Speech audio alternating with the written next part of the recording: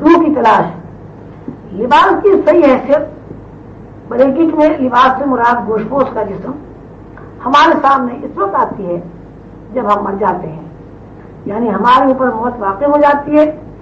اس قانون کے تحت مرنے کے بعد گوشت پوش کا جسم محض لباس کی صورت اختیار کر لیتا ہے.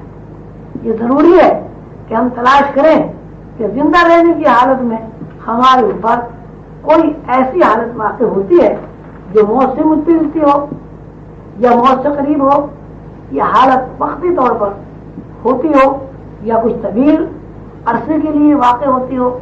اس لیے کہ جب تک کوئی حرکت مسلسل اور متواتر نہ ہو اس کو مثال نہیں بنایا جا سکتا. زندگی کے مراحل میں، زندگی کے شب و روز اور ماہ و سال میں جب ہم موت سے ملتی جلتی حالت کو تلاش کرتے ہیں تو ہمیں ایک حالت پر مجبوراً رکنا پڑتا ہے، اور موت سے ملتی جلتی یہ حالت نیند ہے. بزرگوں کا کہنا ہے سویا اور مرا برابر ہے. فرق اتنا ہے کہ نیند کی حالت میں روح کا تعلق اپنے لباس سے برقرار رہتا ہے اور وہ اپنے لباس کی حفاظت کے لیے چوکنا اور مستعد رہتی ہے، اور موت کی حالت میں روح اپنے لباس سے اپنا رشتہ در و بس توڑ لیتی ہے، یا یوں کہیے کہ لباس اتار کر آگے بڑھ جاتی ہے. نیند ہماری زندگی میں ایک ایسا عمل ہے کہ ہمیں اس عمل سے روح کی صلاحیتوں کا پتہ چلتا ہے. ہم دو حالتوں میں زندگی گزارتے ہیں. ایک حالت یہ ہے کہ ہماری آنکھیں کھلی ہوئی ہیں، ہمارا شعور بیدار ہے، ہم ہر چیز کو دیکھ بھی رہے ہیں، سن بھی رہے ہیں اور محسوس بھی کر رہے ہیں، اور حرکت میں بھی ہیں. اس طرح حرکت میں ہے کہ روح کا لباس بھی حرکت میں ہے. یہ حالت بیداری کی ہے. زندگی میں دوسری حالت جس کو نیند کہا جاتا ہے میں بھی ہم دیکھتے ہیں، سنتے ہیں، محسوس کرتے ہیں، خود کو چلتا پھر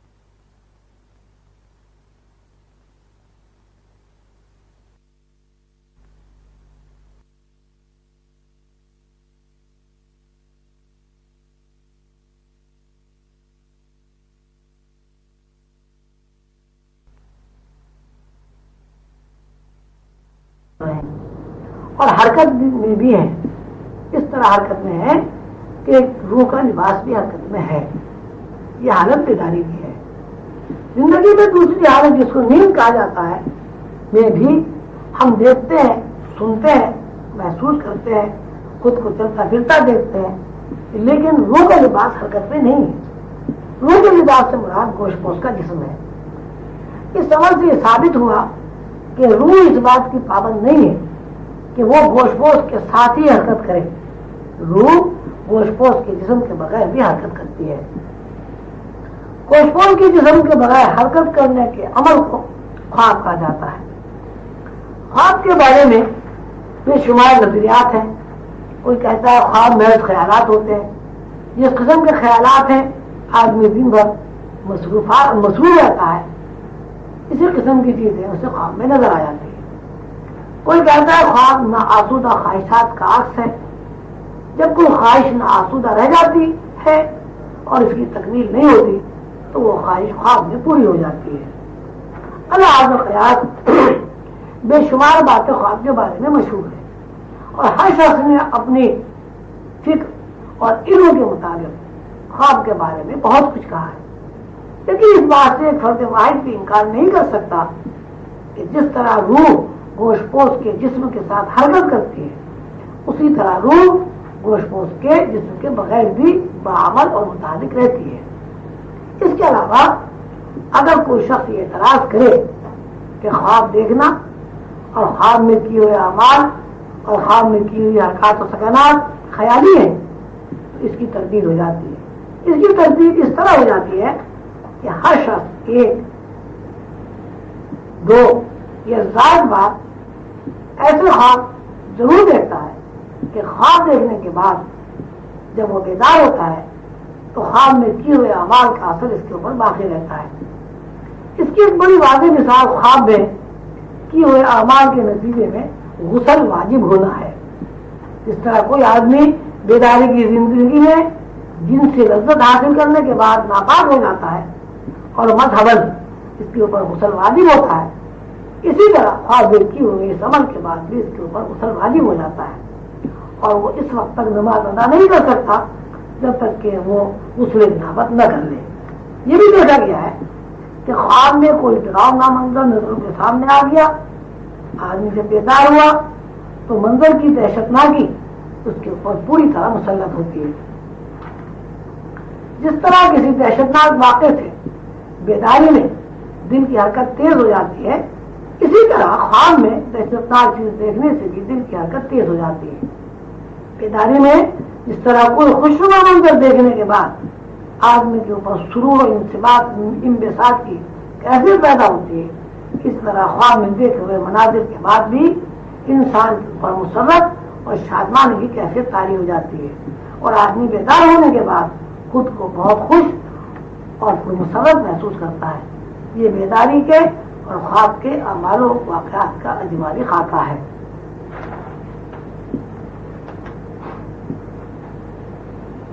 مثال سے یہ بات پوری طرح واضح ہو گئی کہ جس طرح بیداری میں کیے ہوئے اعمال اور بیداری میں سرزد ہونے والی حرکات انسانی زندگی سے براہ راست تعلق رکھتی ہیں، اسی طرح خواب میں کیے ہوئے اعمال اور خواب میں سرزد ہونے والی حرکات کا تعلق بھی انسانی زندگی سے ہے۔ یہاں یہ اعتراض ہو سکتا ہے کہ نیند کی حالت میں کیے ہوئے اعمال سب کے سب حقیقی نہیں ہوتے اور کیے ہوئے تمام اعمال کا تاثر قائم نہیں ہوتا۔ اس کا جواب یہ ہے کہ بیداری میں کیے ہوئے اعمال و حرکات کا تاثر بھی اسی وقت قائم ہوتا ہے جب آدمی ان اعمال کی طرف متوجہ ہو، یعنی ظاہری طور پر کسی عمل یا حرکت کو قبول کرنے کے بعد اس کا تاثر قائم ہوتا ہے۔ بیداری کے اعمال و واقعات اور خواب کے اعمال و واقعات کو سامنے رکھ کر دونوں کا موازنہ کیا جائے تو یہی بات سامنے آتی ہے کہ اگر ہم بیداری میں کسی چیز کی طرف یا کسی کام کی طرف متوجہ ہیں تو وہ چیز ہمارے لیے خیالی نہیں رہتی، لیکن اگر ہم اس چیز کی طرف متوجہ نہیں ہیں تو بیداری میں کیا ہوا عمل بھی ایک خیال کی حیثیت میں منتقل ہو جاتا ہے۔ حضور قلم میں بابا فرماتے ہیں کہ یہ بات روزمرہ کے معاملات میں شامل ہے کہ ہم معاش کے حصول کے لیے گھر سے دفتر جاتے ہیں، گھر سے دفتر نکلنے کے بعد بس میں بیٹھتے ہیں، کنڈکٹر سے ٹکٹ خریدتے ہیں اور اسے پیسے بھی دیتے ہیں، اس سے بات بھی ہوتی ہے اور بس میں سفر کر کے یعنی مختلف بازاروں سے گزر کر دفتر پہنچ جاتے ہیں۔ دفتر پہنچنے کے بعد اگر کوئی آدمی یہ سوال کرے کہ کنڈکٹر کی کیا شکل و صورت تھی اور راستے میں گزرتے وقت آپ نے کیا کیا دیکھا، تو اس کے علاوہ کوئی بات نہیں ہوتی کہ آدمی یہ کہے کہ میں نے توجہ نہیں کی، باوجود ہے کہ اس کی آنکھیں کھلی نہیں ہیں، وہ بس میں بیٹھا ہوا ہے، یہ دیکھ رہا ہے کہ سڑک کے دونوں طرف دکانیں ہیں، راستے میں چوراہے اور طرح طرح کے بورڈ آویزاں ہیں، لیکن چونکہ اس کی ذہنی مرکزیت صرف اور صرف دفتر ہے، اس لیے سفر کرنے کے باوجود اسے کوئی چیز یاد نہیں رہتی۔ اس کے برعکس ایک آدمی بس میں بیٹھتا ہے اور اپنی ذہنی توجہ اس بات پر مرکوز رکھتا ہے کہ راستے میں کیا کیا چیزیں موجود ہیں اور کس قسم کے حالات پیش آ رہے ہیں۔ ایسا مسافر دفتر پہنچنے کے بعد کافی وضاحت کے ساتھ یہ بتا دیتا ہے کہ راستے میں فلاں فلاں چیزیں میں نے دیکھی ہیں اور موجود ہیں۔ تفصیل بیان کرنے سے منشا یہ ہے کہ وہ خواب میں یہ بیداری، اگر حالات و واقعات کی طرف آدمی متوجہ ہے تو حافظہ اس کو محفوظ کر لیتا ہے، ورنہ سب باتیں حذف ہو جاتی ہیں۔ یہی وجہ ہے کہ کتنی مرتبہ خواب کی بڑی اہمیت ہوتی ہے اور کتنی مرتبہ بیداری میں کیے ہوئے اعمال و حرکات کی کوئی اہمیت نہیں ہوتی۔ روحانی نقطۂ نظر سے اور آسمانی صحائف کی روشنی میں انسانی زندگی دو رخوں پر قائم ہے، ایک رخ بیداری اور دوسرا رخ خواب۔ انسان آدھی زندگی خواب کی کیفیت میں گزارتا ہے اور آدھی زندگی بیداری کی کیفیت میں بسر کرتا ہے۔ بیداری اور خواب کا موازنہ کرنے کے بعد بیداری میں کیے ہوئے اعمال و حرکات کا تجزیہ کرنا بھی ضروری ہے۔ خواب میں جو سفر کیا جاتا ہے اس میں ٹائم اور اسپیس نہیں ہوتا کہ ایک جگہ سے دوسری جگہ منتقل ہونے کے لیے کسی سواری کی یہ ٹائم گزارنے کی ضرورت پیش نہیں آتی. اس کے برعکس بیداری میں ایک جگہ سے دوسری جگہ منتقل ہونے کے لیے سواری کی ضرورت پیش آتی ہے اور وقت ہونا بھی لازم ہے. لیکن گہرائی میں تفکر کیا جائے تو خواب کی زندگی میں کیے ہوئے اعمال و حرکات بھی اسی طرح سرزد ہوتے ہیں جس طرح بیداری میں سرزد ہوتے ہیں. یعنی کسی کام کو کرنے کے لیے پہلے اس کام کو کرنے کا خیال پیدا ہوتا ہے, پھر اس خیال میں رنگینی پیدا ہوتی ہے اور یہ تصور بن جاتا ہے, اور یہ تصور جب اپنی رہنائیوں کے ساتھ مکمل ہو جاتا ہے تو مظہر بن جاتا ہے. لوح قلم میں اس کی مثال اس طرح بیان کی گئی ہے کہ ایک آدمی مضمون لکھنے بیٹھتا ہے, جس وقت مضمون لکھنے بیٹھتا ہے اس وقت اس کے ذہن میں نہ مضمون کے اجزاء ترتیبی ہوتے ہیں اور نہ تفصیل, مگر وہ جس وقت لکھنا شروع کرتا ہے تو خود بخود ذہن میں الفاظ بننے لگتے ہیں, یعنی مفہوم لفظوں کی شکل میں ڈھل جاتا ہے. اب تین صورتیں ہیں, ایک یہ کہ مضمون کہیں موجود ہے, دوسری صورت یہ کہ مضمون جس مفہوم میں موجود تھا اس نے لفظوں کی صورت اختیار کر لی, اور تیسری صورت یہ ہے کہ لفظ کاغذ کے اوپر مظہر بن گئے. روحانی نقطۂ نظر سے اس مقام کو جہاں مضمون مفہوم کے ساتھ موجود تھا تحت الشعور کہا جاتا ہے, اور جب یہ مفہوم الفاظ کی شکل میں منتقل ہو گیا تو لاشعور بن گیا, اور یہی مفہوم جب عبارت بن کر کاغذ کے اوپر نقش ہو گیا تو اس کا نام شعور ہو گیا. روحانی زبان میں تحت الشعور کو سابقہ, لاشعور کو آیام,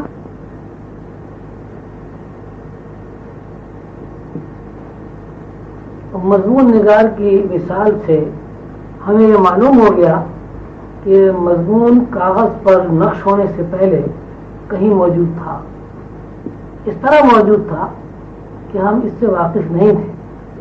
لیکن جب ہم نے خود کو تیار کر کے اس مفہوم کی طرف اپنی توجہ کو مرکوز کیا تو مفہوم ہمارے ذہن میں آ گیا. ذہن میں آنے سے مراد یہ ہے کہ وہ چیز حافظے کی سطح پر ابھر آئی. ہم نے ہاتھ اور قلم کا سہارا لے کر حافظے پر موجود ان نقوش کو کاغذ کی زینت بنا دیا. یہ حقیقت منکشف ہوئی کہ انسان کا ذہن پہلے سے مضمون اور مفہوم سے روشناس تھا. مضمون اور مفہوم سے روشناسی اس بات کی دلیل ہے کہ انسان کائنات کی ہر چیز سے روشناس ہے. بات اتنی سی ہے کہ جن چیزوں کو وہ جانتا ہے, خواہ وہ دیکھنے کی وجہ سے جانتا ہو یا سننے کی وجہ سے جانتا ہو, اور کچھ چیزوں کو وہ نہیں جانتا لیکن وہ تمام چیزیں کہیں نہ کہیں موجود ہیں. ذہن انسانی اس بات سے آگاہ ہے کہ سننے کے عمل کے ساتھ یا دیکھنے کے عمل کے ساتھ کچھ چیزوں سے وہ واقف ہو جاتا ہے, اور جن چیزوں سے وہ واقف نہیں ہے ان چیزوں سے واقفیت پیدا کرنے کا تجسس اس کے اندر موجود ہے. یہی وہ تجسس ہے جو مادی اور روحانی صلاحیتوں کو ہمارے اوپر واضح کرتا ہے. تجسس کی اس روشنائی سے ہم جس حد تک واقف ہو جاتے ہیں اسی مناسبت سے ہمارے اندر صلاحیتیں بیدار ہو جاتی ہیں اور ہم نئی چیزیں اختراع کرنے پر قدرت حاصل کر لیتے ہیں. یہ روحانی طرزوں میں یہ صلاحیتیں اس قدر وسعت اختیار کر لیتی ہیں کہ کائنات ایک آئینے کی طرح ہمارے سامنے آ جاتی ہے, اور ہم اس بات سے واقف ہو جاتے ہیں کہ کائنات میں پہلے کیا تھا, اب کیا ہے اور آئندہ کیا ہوگا. دراصل تجسس ہی ایک ایسی حرکت ہے جس کے ذریعے کوئی انسان علوم میں ترقی کر کے مہارت حاصل کر سکتا ہے. پچھلے اسباق میں اس بات کی وضاحت کی گئی ہے کہ انسان کے اندر زندگی سے متعلق, خواہ وہ زندگی ٹائم اسپیس میں پابند زندگی ہو یا ٹائم اسپیس سے آزاد زندگی ہو, خیالات کے اوپر قائم ہے, اور ہر خیال ایک علم کی حیثیت رکھتا ہے. اس بات کو سمجھنے کے لیے فلم کی مثال کافی حد تک وضاحت کرتی ہے. پروجیکٹر سے لہریں چلتی ہیں جو محسوس بھی ہوتی ہیں اور نظر بھی آتی ہیں, لیکن ان لہروں کے بارے میں ہمارے ذہن میں کوئی معنی پیدا نہیں ہوتے. سینما میں بیٹھے ہوئے ہم یہ دیکھ رہے ہیں کہ پشت کی جانب سے روشنیوں, لہروں یہ شعاؤں کی ایک دھار چلی آ رہی ہے اور یہ لہریں یہ شعائیں پردے پر جا کر ٹکرا رہی ہیں.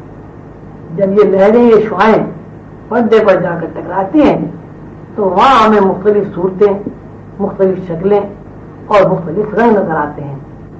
ہم ان لہروں کو خیال سے تشریح دے سکتے ہیں اور لہروں کے ٹکرانے کے عمل کو علم سے تشریح دے سکتے ہیں. لہروں کے پردے یا اسکرین سے ٹکرانے کے بعد جو صورتیں اور جو رنگ جلوہ ہوتے ہیں انہیں وہ معنی اور مفہوم سے تشریح دے سکتے ہیں. اس مثال سے یہ پتہ چلتا ہے کہ خیال جب تک کسی اسکرین پر ٹکرا کر اپنا مظاہرہ نہ کر لے اس وقت تک خیال علم اور معنی کا جامہ نہیں پہنتا. اس خیال کو مظہر بننے کے لیے 3 دائروں میں سفر کرنا پڑتا ہے. ان 3 دائروں کا نام سابطہ، آیان اور جویہ ہے. سابطہ کا دوسرا اصطلاحی نام روح آدم، آیان کا دوسرا اصطلاحی نام روح انسانی اور جویہ کا اصطلاحی نام روح حیوانی ہے. ان 3 دائروں ہی میں سے گزر کر کوئی علم بنتا ہے. جب کوئی سالک 3 دائروں کے اندر داخل ہو جاتا ہے تو اس کے اندر روح کی بیداری کی صلاحیتیں پیدا ہو جاتی ہیں اور جس مناسبت سے روحانی صلاحیتیں بیدار ہوتی ہیں اسی مناسبت سے آدمی کے اندر کی آنکھ کی وسعت بڑھتی جاتی ہے. اندر کی آنکھ جو کچھ دیکھتی ہے اور جس مقام میں سفر کرتی ہے اس کو 6 حصوں میں تقسیم کیا گیا ہے. پہلا حصہ کشف الجو ہے. کشف الجو دراصل ایک صلاحیت ہے، ایسی صلاحیت کہ جو بیدار ہو جاتی ہے تو اس کو اس بات کا شعور حاصل ہو جاتا ہے کہ مجھے اللہ تعالیٰ کی نسبت حاصل ہے اور اللہ تعالیٰ کے ساتھ نسبت حاصل ہونے کو نسبت وحدت کہا جاتا ہے. نسبت کے معنی یہ ہے کہ سالک کو ایک مخصوص طرز فکر حاصل ہو جائے. مثلا نسبت وحدت یہ ہے کہ بندہ اس بات کو جان لے، سمجھ لے اور اس کے ذہن میں یہ بات راسخ ہو جائے کہ میں مخلوق ہوں اور میرا خالق اللہ ہے. نسبتوں کی بہت سی قسمیں ہیں، تقریباً 17 یا 18 نسبتیں تصوف میں بیان کی گئی ہیں. نسبت عشق، نسبت سکینہ، نسبت مطمئنہ وغیرہ وغیرہ جو آئندہ انشاءاللہ تشریح میں بیان کر دی جائیں گی. اس وقت پیش نظر نسبت وحدت ہے جب انسان کو اس بات کا یقین حاصل ہو جاتا ہے کہ میں اللہ تعالیٰ کی ذات سے وابستہ ہوں اور اس ذات کے علاوہ دوسری کوئی ذات خالق نہیں ہے تو اس کے ذہن میں پوری کائنات کا خاکہ ابھرتا ہے. بالفاظ دیگر اس طرح کہا جا سکتا ہے کہ نسبت وحدت کے تحت خالق اور تخلیق کا نظام اس کے ذہن پر منعکس ہونے لگتا ہے. جب کائنات کا اجتماعی نظام ذہن کے اوپر منعکس ہونے لگتا ہے تو اس کا علم، اس کا تفکر اس طرف رہنمائی کرتا ہے کہ کوئی ایک بساط ایسی ہے کہ جہاں پوری مخلوقات موجود ہیں. یہ تخلیق کائنات کا پورا پروگرام نقش ہے. اس نقش کے ابھار کے بعد اس کے علم میں یہ بات آ جاتی ہے کہ اللہ تعالیٰ خالق ہے اور ساری کائنات اللہ تعالیٰ کی تخلیق اور اللہ تعالیٰ کا کنبہ ہے. یہ وہ یقین ہے جس کی بنا پر انسان چاند، ستاروں اور اپنے زمین سے الگ ماحول اور زمین کے اوپر موجود دوسری مخلوقات سے متعارف ہوتا ہے. ہم جب آسمان کی طرف نظر اٹھاتے ہیں تو ہمیں بے شمار ستارے نظر آتے ہیں. نہ صرف یہ کہ ہمیں ستارے نظر آتے ہیں بلکہ ہمارے حواس ستاروں کی روشنی کو، ان کی ٹھنڈک کو اور ان کی چمک کو اور اس ماحول کو جس میں ستارے جگمگ کر رہے ہیں تو اس ماحول کو محسوس کر لیتا ہے. جب ہم ستاروں کو دیکھتے ہیں تو ہمارے لاشعور میں یہ بات آ جاتی ہے کہ ستارے کسی بساط پر قائم ہیں یا کسی بساط پر کسی مخصوص نظام کے تحت گردش کر رہے ہیں. اس کا مطلب یہ ہوا کہ انسانی نگاہ اپنے ماحول سے باہر کی چیزوں کو بھی دیکھتی ہے اور دیکھنے کے ساتھ ساتھ انسان کے اندر کام کرنے والی حس ان چیزوں کے تاثرات کو محسوس نہیں کرتی ہے. مثلا جب ہم چاند کو دیکھتے ہیں تو ہمارا دماغ چاند کی ٹھنڈک کو محسوس کرتا ہے. ہم جب سورج کو دیکھتے ہیں تو ہمارا دماغ سورج کی تپش کو محسوس کرتا ہے. چاند کی روشنی اور سورج کی روشنی کو دیکھنا آنکھ کا دیکھنا ہے اور چاند اور سورج کے تاثرات کو قبول کرنا حس کا پہچاننا ہے. چاند اور سورج کیا ہے اس بارے میں ہمیں صرف اتنا علم ہے کہ یہ چاند ہے، یہ سورج ہے. ایسی کوئی یقینی بات ہمارے علم میں نہیں ہے کہ سورج کی روشنی کہاں سے ملتی ہے اور چاند کی روشنی کا منبع اور مخزن کیا ہے. اس کو آسان اور سیدھے الفاظ میں اس طرح بیان کیا جائے گا کہ انسان کی نگاہ تمام اجرام سماوی کو بھی دیکھتی ہے اور زمین کے اوپر موجود مختلف نوع اور مختلف مخلوقات کو بھی دیکھتی ہے. وہ نگاہ جو انسانی آنکھ کو نگاہ کا تصور دے رہی ہے وہ کائنات کو دیکھتی ہے. اب کائنات کا دیکھنا دو طرزوں میں ہے. ایک کائنات کو صرف دیکھنا اور ایک یہ بات معلوم ہونا کہ کائنات کن فارمولوں سے مرکب ہے. کائنات کو دیکھنا یا مظاہر کو دیکھنا اور یہ دیکھنا شعوری دائرہ کار میں آتا ہے. کائنات کے باطن کو دیکھنا یعنی کائنات کن فارمولوں پر قائم ہے لاشعور کا دیکھنا ہے. انسان کا لاشعور اس بات کو اچھی طرح جانتا ہے کہ کائنات کے ہر ذرے کی شکل و صورت، حرکات اور باطنی حسیات کیا ہیں. یہ علم شعور میں اس لیے نہیں آتا کہ انسان کو اپنے لاشعور کا مطالعہ کرنا نہیں آتا. تو ہمارے اندر لاشعور کو مطالعہ کرنے کی صلاحیت بیدار ہو جائے تو پھر کائنات کے ہر ذرے کی شکل و صورت، حرکات اور باطنی حسیات کا مطالعہ کرنا آسان ہو جائے گا. کائنات کی باطنی حسیات کو مطالعہ کرنے کی صلاحیتوں میں پہلی صلاحیت کا نام کشف الجو ہے. مضمون نگار کی مثال دی جا چکی ہے. اس میں بتایا گیا ہے کہ مضمون نگار جب مضمون لکھنے بیٹھتا ہے تو مضمون کا مفہوم پہلے مضمون نگار کے لاشعور میں موجود تھا، وہاں سے منتقل ہو کر ذہن تک پہنچا، اور جب ذہن یا شعور لاشعور کے اندر اس مضمون کی طرف متوجہ ہو گیا تو مضمون الفاظ کی شکل اختیار کر کے کاغذ پر منتقل ہو گیا. روحانی نقطۂ نگاہ سے مضمون کا موجود ہونا ٹائم اسپیس میں قید نہیں ہے. لاشعور میں مضمون پہلے سے موجود ہے، خواہ وہ ہزاروں سال پہلے لکھا جا چکا ہو یا ہزاروں سال بعد لکھا جانے والا ہو. یہ بات بیان کی جا چکی ہے کہ اللہ تعالیٰ نے کل کہا تو ازل سے ابد تک جو کچھ جس ترتیب کے ساتھ وقوع میں آنا تھا وقوع میں آ گیا. یعنی اللہ تعالیٰ کے ذہن میں کائنات سے متعلق جو پروگرام تھا، اس پروگرام سے متعلق جو فارمولے تھے، جو اس کے اجزاء ترکیبی تھے، اجزاء ترکیبی میں ماضی، حال، مستقبل جس طرح بھی موجود تھے کن کہتے ہی وجود میں آ گئے.